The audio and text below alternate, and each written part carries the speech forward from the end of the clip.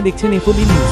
FOB news মানে আপোষহীন স্বচ্ছতা। প্রত্যেকবার নাকি ভোট এলে এই সমস্ত সেন্ট্রাল এজেন্সিগুলোকে অ্যাক্টিভ করিয়ে তৃণমূলকে অপদস্থ করার চেষ্টা হয়, কিন্তু তাতে বিজেপি আলটিমেটলি কোনো ফায়দা তুলতে পারে না।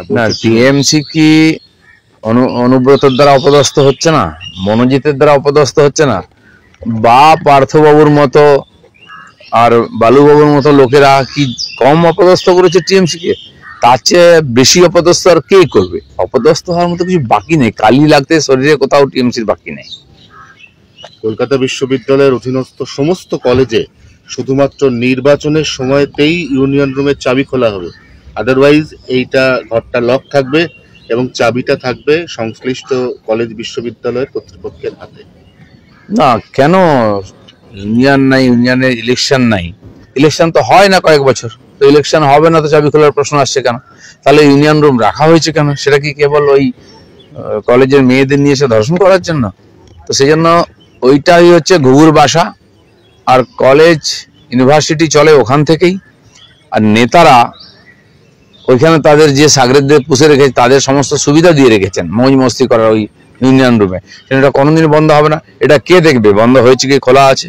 মমতা ব্যানার্জিকে আমরা দেখি কিছু একটা ঘটনা হলে উনি স্টেটমেন্ট দেয় এটা চলবে না, এটা করতে দেবো না, তারপর আবার চলতে থাকে। তো এর উপরে কেউ ভরসা করে না। বিরোধী দলনেতা শুভেন্দু অধিকারীর বক্তব্য আর নতুন রাজ্য সভাপতি রাজ্য সভাপতি তো আমাদের অথরিটি, সাংবিধানিক পদ, তিনি নির্বাচিত, তিনি যেটা বলবেন সেটা আমরা মেনে চলবো। কিন্তু কোনো ঘটনা কোনো পরিপ্রেক্ষিতে একাধিক নেতা একাধিক বক্তব্য রাখতে পারে, পার্টি বসে বিবেচনা করবে কি করবে, ভোট দেবে কিনা মুসলমানরা ঠিক করবে। আমরা তো ভোট সবার আশা করব, কাজ সবার জন্য করছি, সবকা সাথ সবকা বিকাশ। সব হিন্দুরা আমাদের ভোট দেয় না, সব মুসলমানরাও দেয় না, দেবে কালকে। দাদা, আপনার রাজনৈতিক ভবিষ্যৎ তাহলে কি দাঁড়ালো? সেটা পার্টি ঠিক করবে, কার ভবিষ্যৎ কে ঠিক করতে পারে সেটা লেখা আছে ভগবানের খাতাতে। আপনি নিজে কি ক্যালকুলেট করছেন, মানে কোন দিকে যাচ্ছে ব্যাপার? আমাকে ভারতীয় জনতা পার্টি নিয়ে এসে তার জায়গা দিয়েছে পার্টিতে। আমি রাজনীতি করতে নিজে থেকে আসিনি, আমার সেটা কোনোদিন করিও নি। পার্টি চেয়েছে, আমি একজন কর্মী হিসাবে পার্টিতে এসেছি। পার্টি আমাকে সাধারণ সম্পাদক রাজ্যে বানিয়েছে, সভাপতি দুবার বানিয়েছে, আমাকে এমএলএ বানিয়েছে, এমপি বানিয়ে টিকিট দিয়েছে। আমি কোনোদিন কিছু চাইনি পার্টির কাছে।